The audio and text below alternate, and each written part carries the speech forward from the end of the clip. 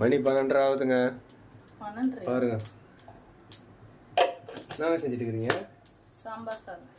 சாம்பார் சாதம் செஞ்சுட்டு இருக்காங்க. மணி 12 ஆகுது. பாருங்க, இப்போ தாளிச்சு ஊற்ற போகிறாங்க. இந்த உலகத்திலேயே ரொம்ப அமைதியாக இருக்கிறவங்கள யார் தெரியுமா சொல்லுவாங்க? அந்த சாமியார்லாம் சொல்லுவாங்க. இப்போ அவங்க என்ன சொல்லுவாங்க? சாமியார் என்னங்க சொல்லுவாங்க? பூசாரி இல்லை, இந்த இதெல்லாம் உட்காந்துட்டு இருப்பாங்க. சாமியாருங்க அவங்க, எனக்கு தெரியல. அந்த புத்தரா என்ன சொல்ல, புத்தர் கிடையாது, சாரி, இதுல மலையெல்லாம் முனிவருங்க.